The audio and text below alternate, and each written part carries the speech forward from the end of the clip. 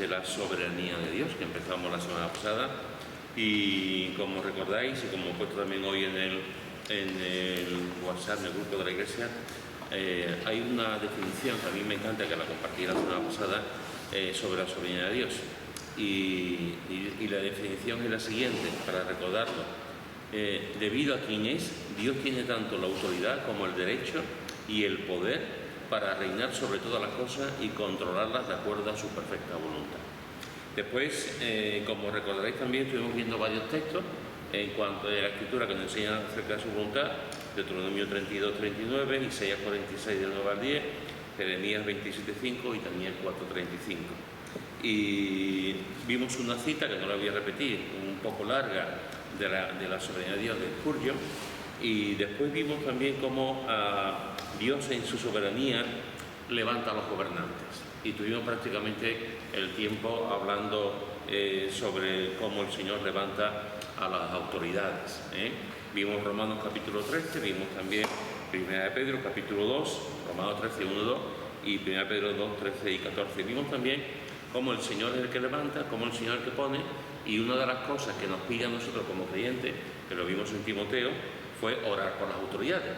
Que el Señor en su soberanía es el que pone y también el que quita, pero no solamente el Señor pone, sino que además nos dice a nosotros como iglesia, como creyentes, nos dice que oremos por las autoridades. Y yo sé que tenéis buena memoria todo, pero recordad que cuando Pablo le está diciendo a Timoteo que se ore por las autoridades romanas eran, en aquel momento no era un club de pacifistas,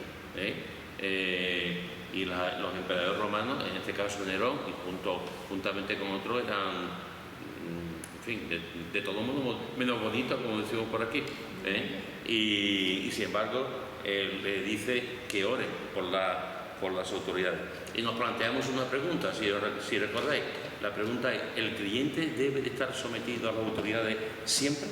¿Debe de estar sometido a las normas, a las leyes que dicten los gobiernos de turno? Y vimos que no. En el 90%, por supuesto que sí, que debemos de acatar las normas del Estado, pero hay otras cosas que van en contra de la voluntad de Dios. Y cuando se va en contra de la voluntad de Dios, nosotros como creyentes, nuestra primera autoridad es Dios, no es el gobernante, sino es Dios. Entonces, cuando hay cosas que van en contra de la Escritura, como pasó en Hechos, en el capítulo 4, que le dijeron a Pedro y Juan que dejara de predicar, y Pedro y Juan dijeron que no podían dejar de decir lo que habían visto y lo que habían oído, y siguieron predicando,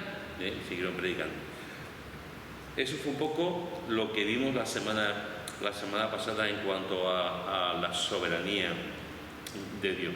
Hay un segundo punto que creo que también es muy importante y que quizás pueda, aunque somos un grupo que tampoco no creo que haya, quitando a Pepe, que es conflictivo, los demás no. Es un punto que entre nosotros no, pero que en algún momento, en alguna circunstancia, puede levantar ampollas, puede levantar un poquito de debate importante. Y la cuestión es: Dios es soberano para poner gobiernos, efectivamente, pero Dios también es soberano y tiene el poder de perdonar y de no perdonar. Dios tiene el poder de perdonar y el de no perdonar. El poder de perdonar, todos decimos amén. Todos estamos de acuerdo. El poder de no perdonar ya nos escuece un poquito más, ya lo vemos a lo mejor de una forma diferente, pero la Escritura lo enseña claramente. Mirad lo que dice en 2 de Pedro, capítulo 2, versículo 4 al 6. 2 de Pedro, capítulo 2, versículo 4 al 6. ¿Quién lo tiene, por favor? 2 de Pedro 2, del 4 al 6. Porque si Dios no perdonó a los ángeles que pecaron, sino que arrojándolo al infierno lo entregó a prisiones de su oscuridad para ser reservado al juicio, y si no perdonó al mundo antiguo, sino que guardó a Noé, pregonero de justicia, con otras 7 personas, trayendo el diluvio sobre el mundo de los impíos, y si condenó por destrucción a las ciudades Sodoma y Gomorra, reduciendo endureciendo la ceniza y poniéndola de ejemplo a los que habían de vivir impíamente. Muy bien, está ahí, está ahí. ¿Qué os parece este texto? Es un texto para prestar atención, para tenerlo en cuenta. Fijaros que pone aquí 3 ejemplos. Y son 3 ejemplos muy importantes. En primer lugar, fijaros que dice que Dios no perdonó a los ángeles. Este es un tema importante, porque si Dios no perdonó a los ángeles que pecaron, sino que arrojándolos al infierno los entregó a prisiones de oscuridad para ser reservados al juicio, en el juicio. O sea, aquí está hablando de los ángeles que pecaron, de los ángeles que se rebelaron contra Dios. Y la cuestión es, ¿por qué Dios no perdonó a los ángeles? Porque no se arrepintieron, efectivamente. La base teológica del arrepentimiento, de que Dios perdonara a los demonios, a los ángeles caídos, siempre tiene que ver con el arrepentimiento. Si no hay arrepentimiento, tú no puedes perdonar a nadie. Nosotros, como los que estamos aquí, todos estamos aquí porque en su momento nos arrepentimos de nuestro pecado y confesamos nuestro pecado y el Señor nos perdonó. Eso es lo que la Escritura nos enseña continuamente. ¿Cómo se puede perdonar a alguien que no admite que ha pecado? Y si no admite que ha pecado, es imposible que se arrepienta. Entonces, en este caso, cuando la Escritura está hablando, o como aquí, o en Judas, que también está hablando también en Judas sobre este tema, pues la razón que subyace en esto es que realmente ellos no se arrepintieron en ningún momento y siguen sin arrepentirse. Siguen sin arrepentirse en cuanto al pecado que hicieron. Ese es el primer ejemplo que Pedro está poniendo aquí de esta enseñanza de que Dios no perdona, no porque Dios sea cruel, no porque Dios sea sádico, no porque Dios no quiera la salvación de todo el mundo o la restauración, sino simplemente que los ángeles caídos en ningún momento expresaron ningún sentimiento ni aquel momento ni bienvenidos, ni ahora ni mañana. Es una cosa que sabemos claramente de la Escritura. La Escritura nos enseña que en el lago de azufre y fuego van a ir, pero van a ir no porque Dios los condene, sino porque ellos realmente en ningún momento expresan un arrepentimiento. Por lo tanto, ese es el primer ejemplo que pone. El segundo ejemplo que pone es que Dios no perdonó al mundo antiguo. Versículo 5, es decir, Dios no perdonó a los tiempos de Noé, quitando la familia de Noé, que fue un acto de pura gracia de Dios, como Dios salvó a la familia de Noé, pero todo el mundo antiguo, todos los seres humanos cayeron. ¿Por qué murieron? ¿Y por qué ocurrió eso? Mira lo que dice en Génesis capítulo 6, versículo 5. Génesis capítulo 6, versículo 5. Quien lo tenga lo puede leer. Génesis 6, versículo 5.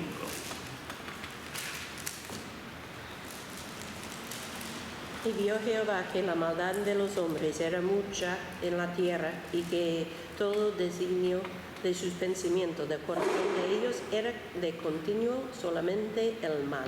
Muy bien. Fijaros, hermanos, que aquí hay dos cosas que se repite y es triste, muy triste. Dice que el Señor vio que la maldad de los hombres era mucha en la tierra. Mucha. No olvidéis el calificativo, era mucha. Y fijaros que dice que todo designio, razón, pensamiento, voluntad, todo designio de los pensamientos del corazón de ellos era de continuo solamente el mal. Es decir, estamos viendo una sociedad aquí, esta sociedad de Sodoma y Gomorra, después como lo que va a ocurrir después, que también va a pasar lo mismo, cómo el Señor destruye esta sociedad y después posteriormente también va a destruir a la otra, porque en este sentido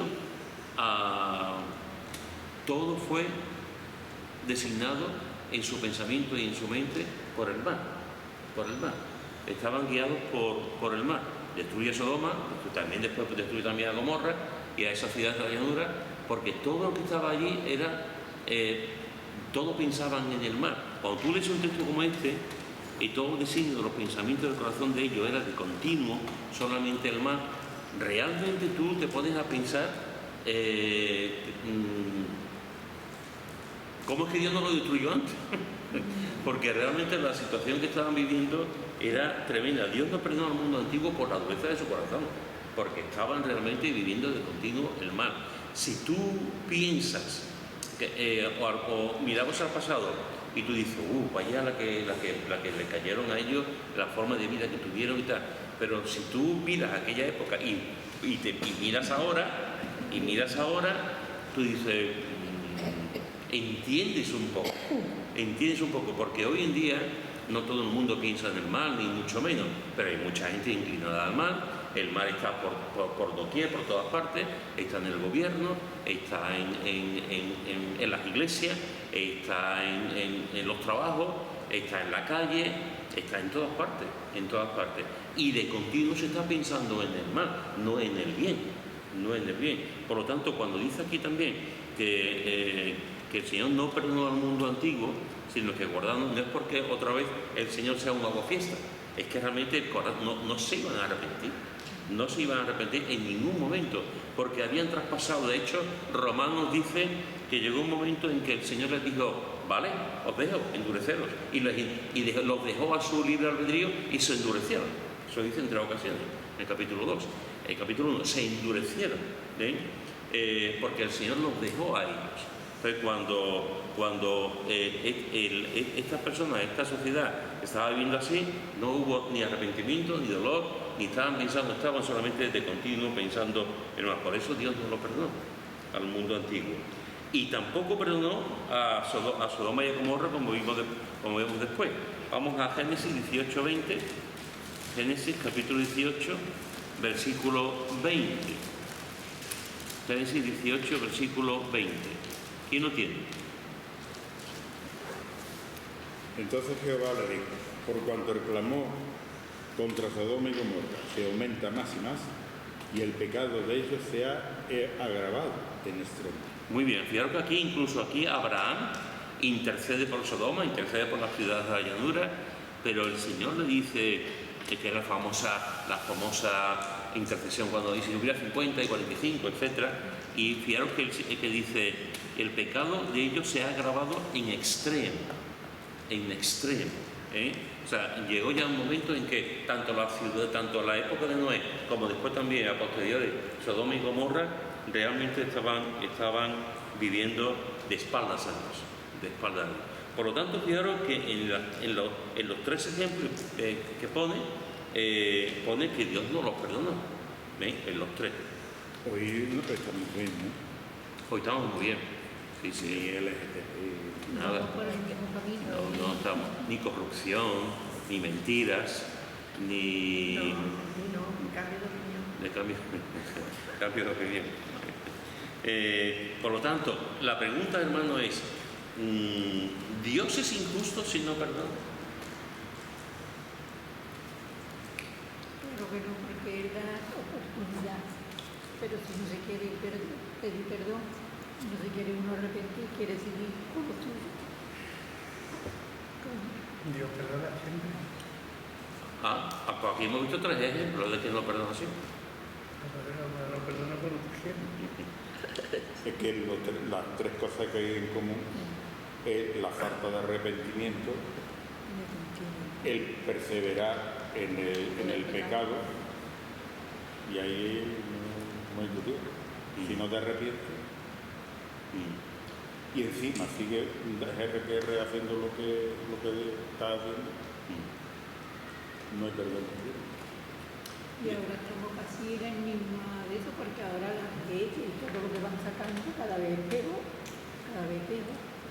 Antes sacaron lo primero que se le podía dar un tortazo a un niño. Y ahora ya, fíjate por dónde vamos. Así es. Fijaros, hermano, que yo, vamos a ver, no quiero que se me malinterprete. Dios en su palabra nos enseña que Dios es misericordioso, que Dios da que Dios es un Dios de gracia y que es lo que tenemos que estar... Y paciente, Dios de gracia y de paz, como hemos visto en las últimas semanas también. Y tenemos que estar muy agradecidos por eso. Gracias a Dios tenemos un Dios que perdona, que es paciente, que derrama de su gracia, de su favor inmerecido hacia nosotros. Pero no olvidemos nunca que Dios es Dios. No olvidemos nunca que Dios es Dios. Es como si de alguna forma nosotros en nuestra teología, en nuestro conocimiento, de alguna forma en nuestra mente dice, Dios, si yo me arrepiento, Dios me perdona. Efectivamente, si yo me arrepiento, Dios me perdona. Pero ¿y si no perdonara? Seguiría siendo Dios. Seguiría siendo Dios porque es el creador de todo. Y el creador de todo no se debe a la criatura, es la criatura la que se debe al creador. El creador de todo puede hacer lo que quiera con su creación. Un inventor puede hacer lo que quiera con su invento. Un carpintero puede hacer lo que quiera con la madera que tiene. Cuando Dios ha creado el mundo y nos ha hecho a nosotros, nos ha dado, y lo vemos todos los días, su amor y su bondad. Pero Dios puede en un momento dado hacer con nosotros lo que quiera. Y no tenemos ningún derecho a reclamarle absolutamente nada, porque es Dios. Es que tú me tienes que perdonar. Sí. Es que tú, sí. Pero ¿y si no perdonas? Él hace lo que quiere. Es verdad que voy a decir otra cosa que lo voy a intentar decir bien. Dios no está limitado por ningún aspecto. Dios es ilimitado, Dios es infinito. Pero en un sentido sí está limitado por su propio amor. Sí está limitado por su propia gracia. Él no va a hacer cosas que se escapen de su gracia, de su amor, etcétera, ¿no? Pero aún así, sabiendo eso, Dios es soberano. Y Dios puede hacer con su creación lo que quiera. Absolutamente lo que quiera. No lo va a hacer porque evidentemente Dios nos ama y la prueba más grande de todo esto fue que Jesús fue a la cruz por nosotros. Pero no podemos levantar el puño enfadado y decir, Señor, Dios hace lo que quiere. Y dentro de eso sabemos que nos perdona. Pero si no nos perdona, sigue siendo Dios. ¿Tú ibas a decir algo? No, estoy aquí pensando que pero ellos mismos no pidieron de ser perdonados. Entonces, Él es el único que puede juzgar de esa manera. Porque es el único que sabe si hay la posibilidad todavía. Estoy pensando en el contrario del ejemplo de Acab y los reyes Manasés, que eran malísimos hasta el final. Y dos hombres que por la punto de vista humana no había la posibilidad de arrepentirse nunca. Y aún así, en el último momento, sí. Y Dios tuvo misericordia con estos dos hombres. Pero en este caso, Él sabía perfectamente lo que había en el corazón de los hombres. Y supongo que está así, hasta culpando a Dios por su maldad. Porque llegué a ese punto y ya no hay... Esos dos ejemplos que tú has puesto son muy importantes. Os recuerdo que la Biblia dice que Manasés fue el peor de todos. Manasés era un monstruo. Era un monstruo. Y sin embargo, se arrepintió. Hizo una barbaridad de cosas durante su vida, pero llegó un momento y el Señor le perdonó. El Señor no le dijo, tú tienes un pasado, amigo mío, que vaya tela, no te voy a perdonar. Tú tienes que pagar por tu pasado. No, ahí entra la gracia, ahí entra el favor de Dios, el amor de Dios. Le perdonó a nuestros ojos, incluso nosotros como creyentes, a nuestros ojos, incluso a veces podemos pensar, Señor, tú ahí fuiste justo, porque mira que hizo este hombre tanta maldad, tantas cosas, merecía un castigo severo, pero el Señor lo perdonó. Igual que ha perdonado al apóstol Pablo también, y ha perdonado a tantas que han sido asesinos, etcétera, y han conocido a Cristo, y el Señor les ha perdonado. A lo mejor nosotros no, porque nos revienta, o la familia, ¿no? De las personas que han matado, tal. Pero el Señor, cuando hay arrepentimiento, esa es la clave, cuando hay arrepentimiento, dolor por lo que uno ha hecho, y se lo dice al Señor, el Señor lo perdona, efectivamente. Eso es muy bien. El Señor lo perdona, pero tiene que haber dolor y arrepentimiento. Lo que pasa es que nosotros no sabemos la mente de nada, ni lo que piensan ni nada, pero Dios sí. Entonces es infinito, Él lo sabe todo, sabe la persona que se va a arrepentir y la que no. Él lo deja. Él lo deja, pero al final. Así que fijaros, hermanos, que las palabras del apóstol Pedro, y hay otros textos también, la palabra del apóstol Pedro nos dice efectivamente que Dios no perdonó ni a los ángeles que cayeron, ni al mundo antiguo, ni a Sodoma y Gomorra, pero no los perdonó porque no hubo arrepentimiento. No hubo arrepentimiento. Sin embargo, como dije antes, hay otra parte, y otra parte de la soberanía de Dios. Y esa parte de que nos gusta más, de la soberanía de Dios, la encontramos en 1 Juan, capítulo 1, versículo 9. 1 Juan, un texto que todos conocéis, 1 Juan, capítulo 1, versículo 9. ¿Y lo tiene?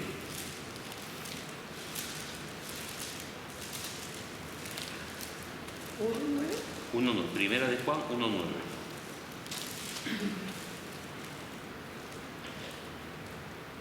¿Alguien que no haya leído? Si confesamos nuestros pecados, Él es fiel y justo para perdonarnos nuestros pecados y limpiarnos de toda iniquidad. Muy bien, fijaros, aquí dice, si confesamos nuestros pecados. Eso es lo que tenemos que hacer, confesar nuestros pecados. ¿Qué es lo que hace el Señor? Porque el Señor que tenemos es un Dios fiel y justo para perdonar nuestros pecados y limpiarnos de toda maldad, pero tiene que confesar. Hay que tener una confesión de pecado, hay que mostrar arrepentimiento. Y el Señor, como hemos visto también esta tarde, el Señor es fiel y justo. Tenemos un Dios justo, extremadamente justo, para perdonar y limpiarnos de toda maldad. No solamente nos perdona, sino que coge el jabón y nos limpia de toda maldad. Ese jabón con la sangre de Cristo y nos limpia de toda maldad. Por lo tanto, Dios es soberano para perdonar y para no perdonar. Dios es soberano para levantar la mano del castigo o para apretar más en su disciplina, en su castigo. ¿Por qué? Porque Dios es soberano. Sencillamente.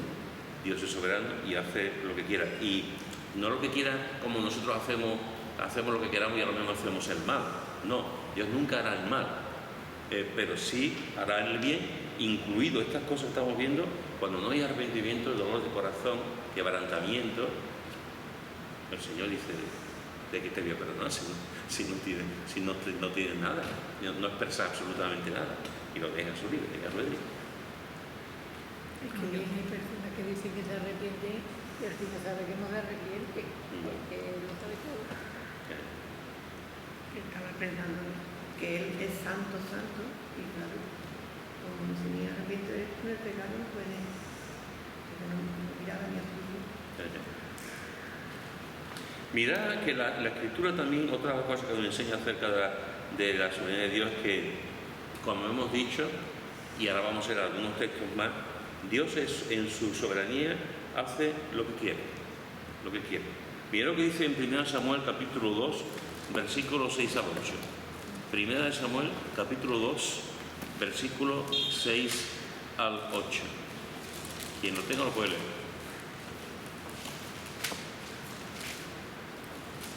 Alguien que no haya leído. 1 Samuel capítulo 2, versículos 6 al 8. Jehová mata y él da vida. Él hace descender al Seol y hace subir y hace subir. Jehová empobrece y él enriquece. Abate y enaltece.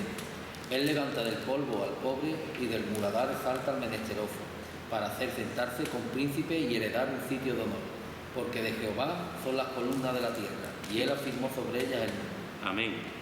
Fijaros que dice, Jehová mata y Jehová da la vida. Jehová mata y él da vida. Hace descender al Seol, al lugar de los muertos, y hace subir. Jehová empobrece y él enriquece. Abate y enaltece, etcétera, etcétera, etcétera. Eso es lo que hace. Él hace lo que quiere. En su soberanía hace lo que quiere. Otro texto en este sentido muy interesante también igual. Salmo 135. Salmo 135, versículos 6 al 7.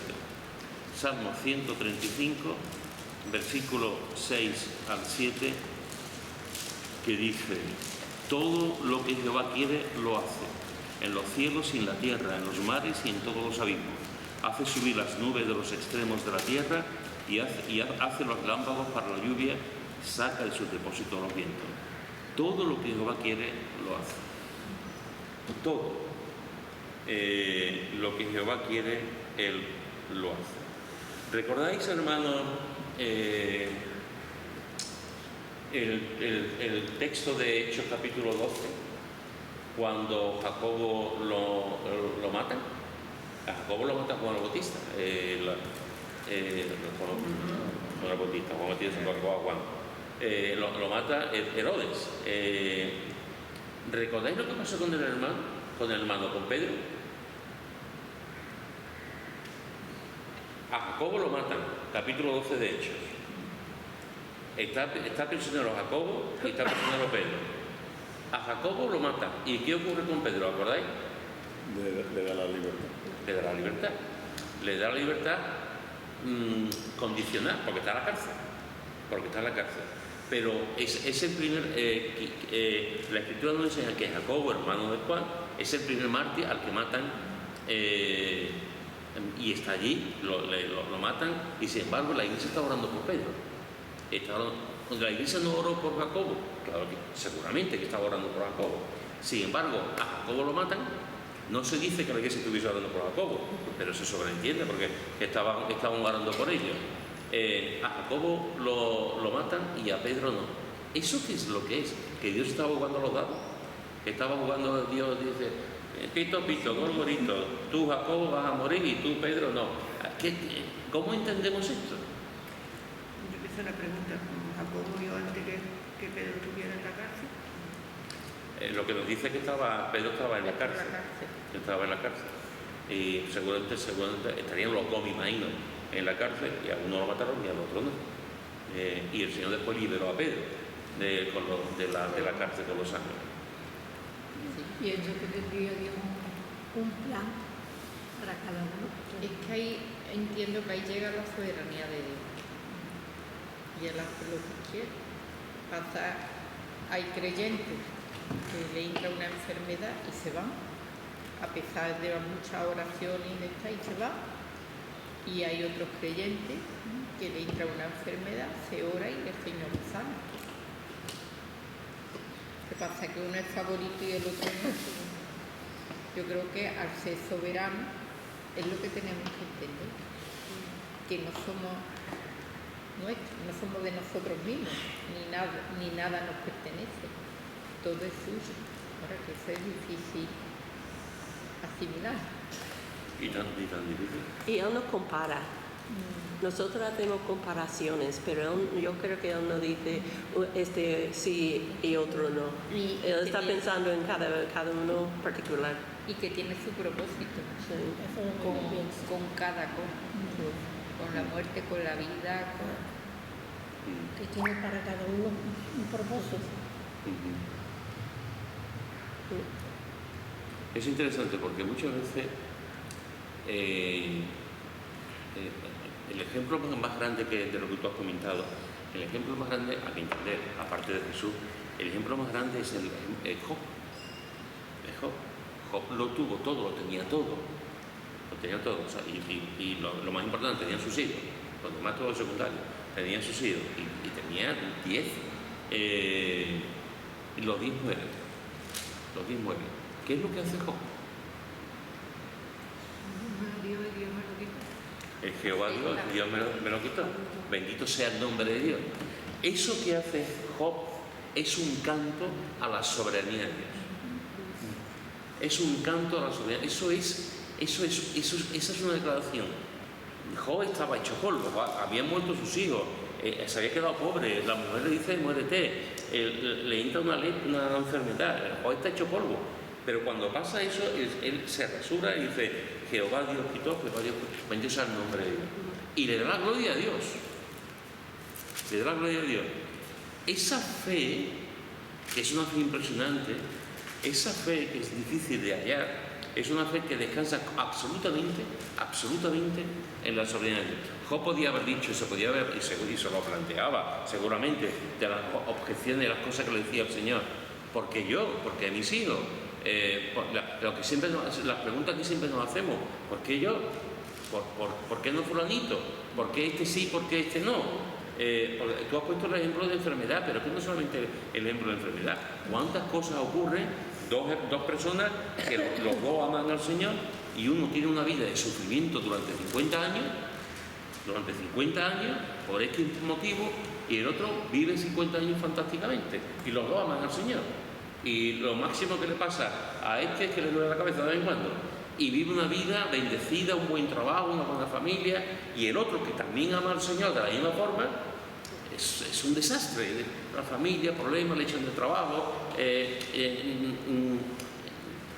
y sin embargo los dos aman al Señor, los dos se juntan, los dos leen la Biblia y parece que el propósito de Dios es completamente diferente de uno y de otro.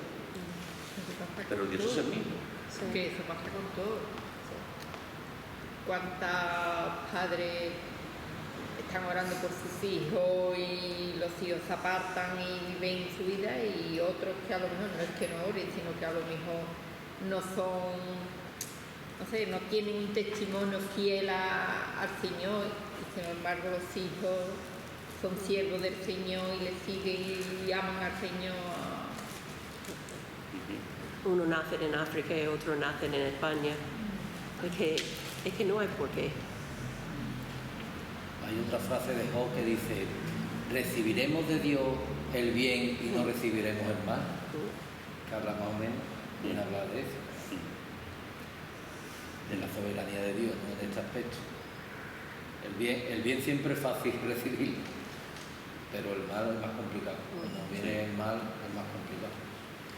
Por eso tenemos que tener, es importante aunque cuando vienen cosas malas nadie está preparado para eso, porque eso es complicado. Para el bien sí, pero para el mal es más complicado. Pero bueno, nadie estamos libres de eso. Y tenemos que orar para cuando vengan momentos malos o circunstancias malas, que le demos la gloria a Dios. Que le demos la gloria a Dios. Así es. Y como tú has dicho en esos momentos, ¿quién está preparado para eso? ¿Quién está preparado para eso? Como Job seguramente no estaba preparado. Además, él ni se imaginaría, porque esto fue de la noche a la mañana. Es que no fue algo paulatino y se murió mi hijo y a los 2 meses otro, sino que esto fue todo de repente. Es que de tenerlo todo para no tener nada, de un día para otro. ¿Y ese hombre estaba preparado? Pues no estaba preparado. Amaba a Dios con todo su corazón, reconocía la soberanía de Dios con todo su corazón y toda su mente, pero preparado no estaba. Es imposible que una persona esté preparada.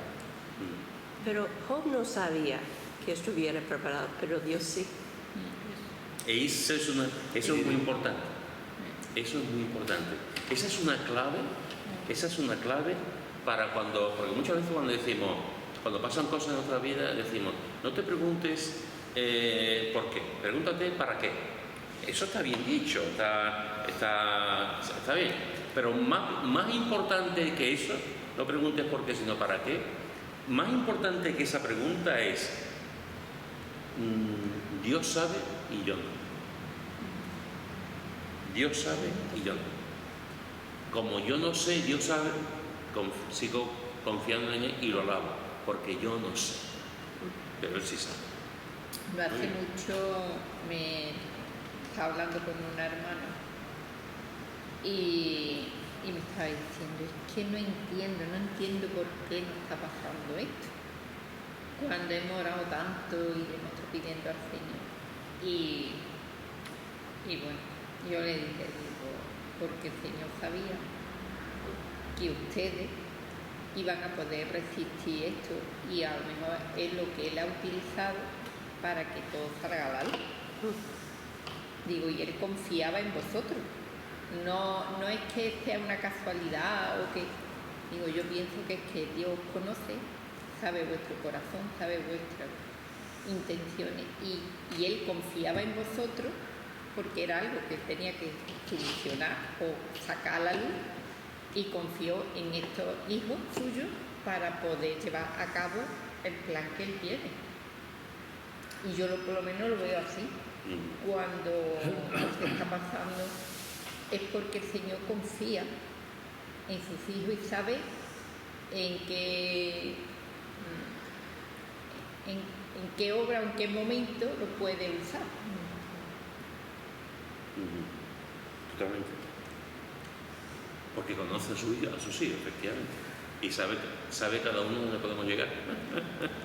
No puede llegar uno y no puede llegar otro. Él dice que nunca nos va a dar más de lo que no podamos soportar. Pero claro, él sí sabe donde cada uno puede soportar, nosotros no lo sabemos. Hasta dónde puede llegar nuestro límite de soportamiento de las cosas. Entonces, Y a veces no lleva al límite. ya. Pero es que a lo mejor uno dice, yo esto no lo soportaría. O yo si me pasara esto no sería capaz de soportarlo. Pues sí, a lo mejor sí. Yo, una de las cosas que veo bajo el sol es que hay muchos creyentes, muchísimos hijos de Dios que lo pasan mal, que lo pasan muy mal. Y no estoy hablando de creyentes carnales, no estoy hablando de creyentes con un pie aquí, no, estoy hablando de gente que ama al Señor, que pasan de todo y que dicen, esto no lo voy a aguantar, esto no lo puedo aguantar, esto es imposible. Y pasa un día, y 2 días, y 3 días, y un mes, y 1 año, y 2 años, y siguen aguantando.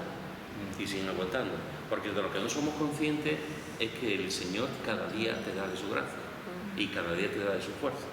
Entonces hay momentos en el que tú dices, esto yo no puedo más, no puedo más, no puedo más, no puedo más. Pero sigues, porque el Señor te da la fuerza. Te da la fuerza para hoy. Y tú piensas que mañana no vas a tener, pero mañana te sigue dando la fuerza. Entonces, hay veces que una prueba dura 2 días, otras veces 2 meses, otras veces 2 años, otras veces dura 40 años. Son situaciones muy difíciles. Yo hace muchos años leí un libro de un profesor de un seminario que tenía, y también era uno de los responsables de una iglesia, y este hombre era muy conocido, tenía varios libros escritos también, y durante muchos años pues estaba con su ministerio en el seminario para preparar a los jóvenes y en la iglesia donde él colaboraba. Y un día llega un momento, más o menos en el caso de Job, un momento en el que murió uno de sus hijos. Al cabo de un tiempo, no fue en el caso de Job, que fue todo en cuestión de horas, al cabo de un tiempo murió otro de sus hijos, tenía 7 o 8. Y al cabo de un tiempo murió otro de sus hijos, 3 hijos. En un tiempo, no recuerdo muy bien lo que ponía, no sé si era el caso de un año o 2 años, pero 3 hijos. Y este hombre en ningún momento levantó la mano, en ningún momento se enfadó, en ningún momento, y para colmo, con el paso del tiempo, su mujer entró con Alzheimer. Él dejó el ministerio, dejó las clases de teología, dejó su responsabilidad en la iglesia y se dedicó a cuidar a su esposa los últimos años de su vida de la mejor manera que pudo, con amor, habiendo perdido 3 hijos. Y después ya la última etapa de su vida, con la mujer, la situación en la que se encontraba. Entonces tú dices, una persona que ha estado sirviendo al Señor, como tantas veces nos planteamos, decimos, una persona que ha estado sirviendo al Señor, el caso de José María, por ejemplo, dice, una persona que ha estado sirviendo al Señor y ahora una enfermedad que pueda acabar con él. Y todo lo que lleva pasado. Y con lo que ya ha pasado, con los ojos, con los hijos. Entonces dices tú, pero el Señor es soberano. El Señor es soberano.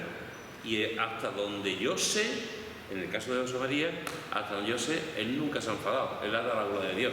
Y siempre ha sido una persona muy consecuente y igual, ¿no? Con el Señor.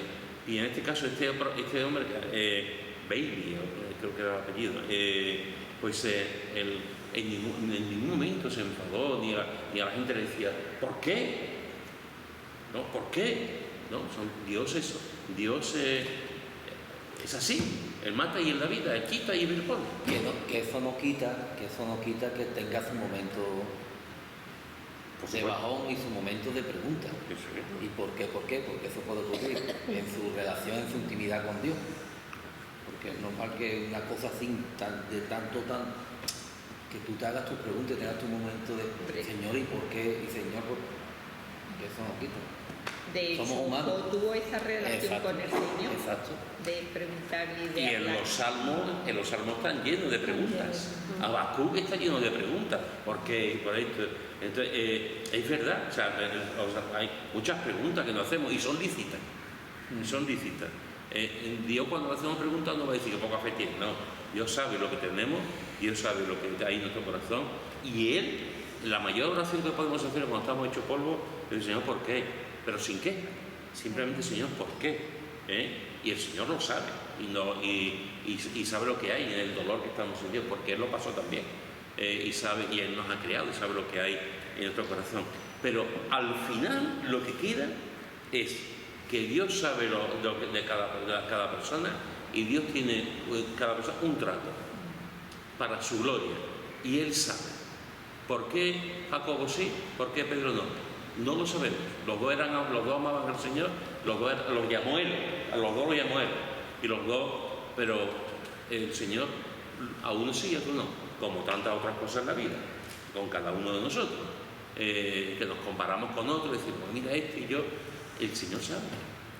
Y no podemos estar cuestionando sistemáticamente la voluntad de Dios, porque tenemos que decir, Señor, tú sabes, y yo no. Y creo que no hay mayor argumento para la humildad que ese. Tú sabes y yo no. Y confía en que Él te va a dar la fuerza cuando la necesitas, ni antes ni después, ni en el momento de... Fijaros, hermanos, que la Iglesia Apostólica, una de las cosas que hacía la Iglesia Apostólica, es que oraban teniendo en cuenta la soberanía de Dios. Mira lo que dice en Hechos capítulo 4, Hechos capítulo 4, versículo 24. Hechos capítulo 4, versículo 24.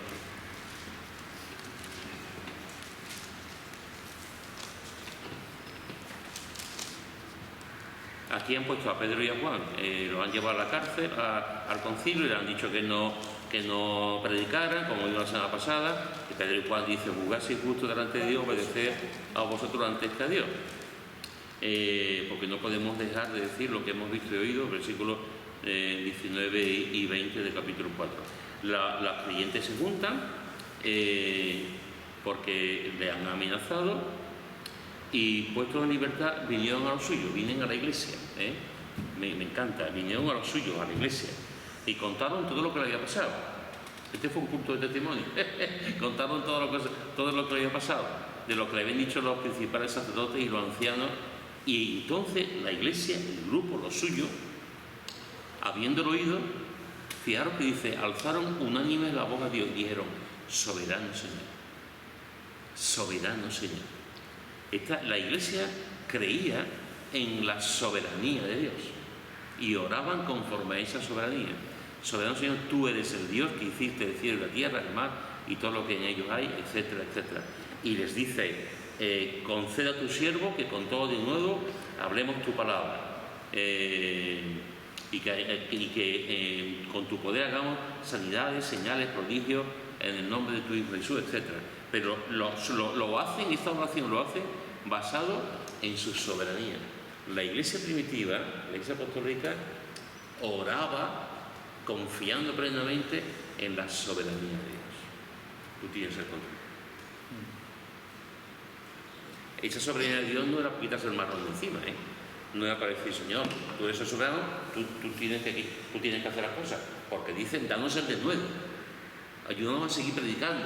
No era para esconderse, ayúdanos a seguir predicando, ayúdanos o sea, es una oración valiente, audaz, que el Señor les dé la fuerza para continuar adelante, pero es una iglesia que depende absolutamente, y lo saben, de la soberanía de Dios, no para quedarse sentado, sino para saber que en su voluntad y en su soberanía Dios puede hacer lo que quiera. Y de hecho vemos que le dieron valentía y siguieron predicando, etc. Pero confiaban absolutamente en la voluntad de Dios, cosa que nosotros también tenemos que hacer.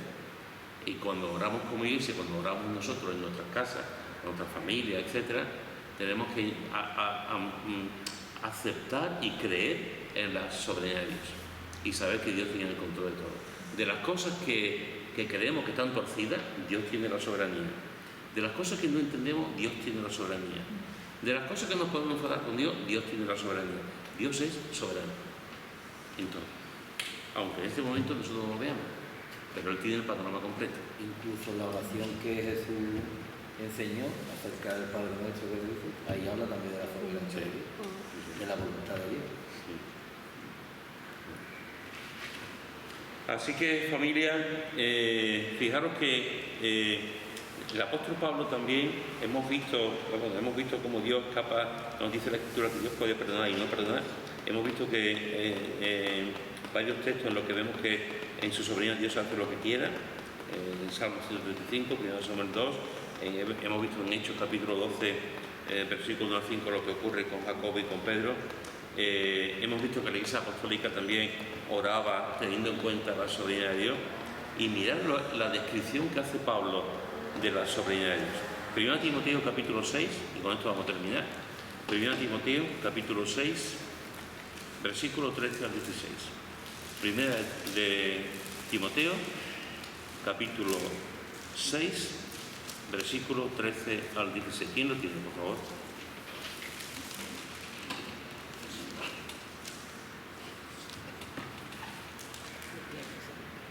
¿Nadie?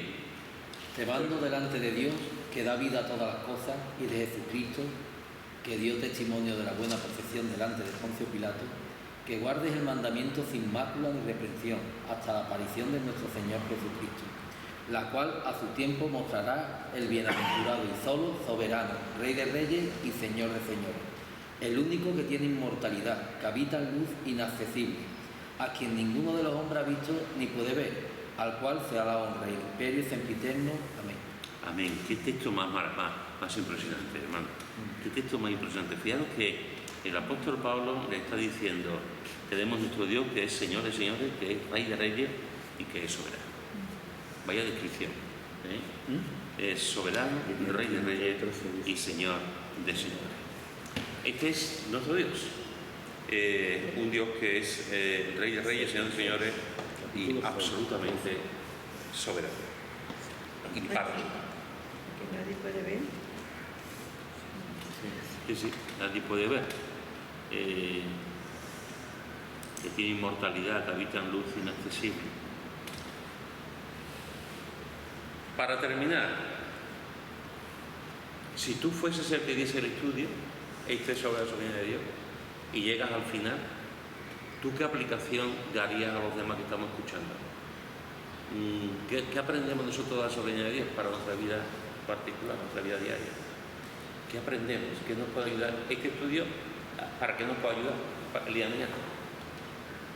Para darle gloria a Dios cuando te vengan las cosas que tú no quieres. Bien, eso es una aplicación. Para darle la gloria a Dios cuando vienen las cosas que no queremos. Bien. Para darle la gloria a Dios como se la dio. Bien. ¿Otra aplicación? Creo que cuando pensamos más en la soberanía de Dios, si lo tuviéramos más presente y realmente, porque creer lo creemos, pero a veces no es basta solamente con creer, sino vivirlo.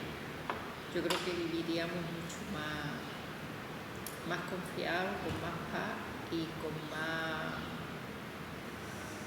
no sé, distinto, viviendo más al Señor de cerca. Esa es otra aplicación muy interesante, muy interesante. ¿Qué pasó con los amigos de Daniel? Porque este es un ejemplo muy claro. Los amigos de Daniel dijeron: mira, tú nos has dicho que nos vas a matar, pero nosotros no vamos a adorar a lo que tú has dicho. No vamos a hacerlo a este Dios, a esta estatua. No, si tú nos quieres matar, nos mata. Nosotros confiamos en Dios y Dios sabrá lo que tiene que hacer. Y confió plenamente, ellos confiaron. ¿Podían haber muerto? Sí, podían haber muerto en el foso, en el del fuego. Podían haber muerto, pero confiaron plenamente porque entendían la soberanía de Dios. Efectivamente, cuando entendemos la soberanía de Dios y la vivimos, no solamente el problema con las doctrinas, el problema con la palabra de Dios, el problema de leer la Escritura un día y otro día, es que nos acostumbramos. Y no la vemos con ojos nuevos cada día, porque la vemos ya de tantos años, ya sabemos lo que va a poner, lo que va a decir, pero si vemos la Escritura todos los días, es que tenemos que llegar a esa conclusión. Entender la soberanía de Dios nos da una vivencia espiritual, nos ayuda a estar más fuertes espiritualmente, a vivir una vida con una dimensión diferente a la rutina, porque Dios es soberano y hace lo que quiera. Eso a mí me da confianza. A pesar de que hay momentos en que esos momentos que ocurren, le damos la gloria a Dios. Pero de manera general nos ayuda a tener como los amigos que estaban dispuestos a morir y no les importaba, porque su relación con Dios era una relación impresionante, no fría ni mecánica. Efectivamente. Otra aplicación. Que no se le puede hablar o orar con exigencia. Que no se le Con puede... exigencia. Que a Dios no se... muy bien. Que a Dios no se le puede hablar con exigiendo cosas que somos muy aficionados a hacer. A Dios no se le puede exigir. El que exige es Él. Muy bien. A Dios no le podemos mandar, que manda Él. Muy bien. Yo creo que es que no somos nada, Señor.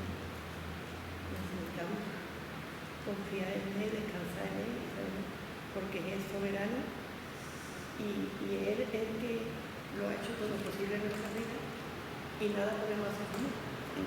Porque yo cuando hago esto, que me dio la pasta, yo no he contado con esto por el Señor. Y entonces me arrepiento de no haber contado. Porque es que todo lo que hacemos, todo lo que pensemos, todo lo que la capacidad que tengamos para hacer algo, viene de Él. De nosotros no tenemos capacidad para hacer nada, como no de Él. Dependemos de Él. Muy bien. Muy bien, familia. Antes decía Pepe, hablando del relevo pastoral, decía, o orando, no recuerdo bien, decía que Dios es su iglesia. Por lo tanto, el que tiene más responsabilidad es Él. Él cuida a su iglesia y Él maneja su iglesia. Eso es soberanía. Dios es soberano en su iglesia y hace lo que quiere. Dios es soberano en nuestra familia, Dios es soberano con nuestros hijos, con nosotros, es soberano en el núcleo familiar que estamos viendo. Dios es soberano en el entorno laboral. Dios es soberano en el trabajo que tenemos. Dios es soberano en el lugar donde vivimos, hermano. La barriada, la calle, el bloque, donde vivimos, Dios es absolutamente soberano en todo. Y eso, como hemos visto en estas aplicaciones, nos debe de ayudar a vivir una vida cristiana. Hacerle testigo fiel. A ser testigo fiel. Porque es soberano siempre. Y en el momento que reconocemos a Dios en nuestra vida, tenemos que entender que ya vivimos bajo su voluntad. Nuestra vida ya está toda bajo su voluntad y no bajo nuestra voluntad. Y lo vemos muchas veces que estamos pidiendo cosas a lo largo de nuestra vida y el Señor no nos la da. ¿Por qué? No su voluntad. Ya no nosotros la estamos pidiendo porque la necesitamos, pero no la da. Es que tenemos que dejar morir nuestro yo, porque Dios, cuando lo aceptamos a Él, nos envía el Espíritu Santo para que Él muere en nosotros. Y a Él tenemos que escuchar y no escuchar nuestro yo. Entonces ahí tenemos una batalla, que es escuchar al Espíritu Santo y dejar morir a Él y anular nuestro yo. Como no anulemos nuestro yo. Ese es otro tema para otro madurar, así, escuchar la voz del Espíritu Santo, escuchar la voz de Dios y no la nuestra. Qué difícil. Digo que es un camino difícil, sí. como un camino que nos cuesta, un camino estrecho, angosto, pero es el camino bueno. Bueno, familia, nos despedimos en oración y quien quiera nos despide hablando con Dios.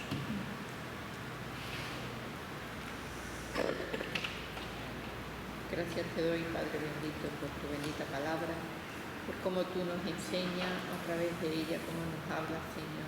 Gracias por esa soberanía que tienes. Gracias por tu gracia, tu misericordia y tus bondades, Señor, porque a través de ella nosotros vivimos y andamos. Te doy las gracias, Padre, por este tiempo que hemos podido disfrutar de tu palabra. Bendícenos, Señor, como pueblo tuyo, y ayúdanos a mantenernos firmes en tus caminos y a tener los ojos puestos en ti. Gracias en el nombre de tu bendito.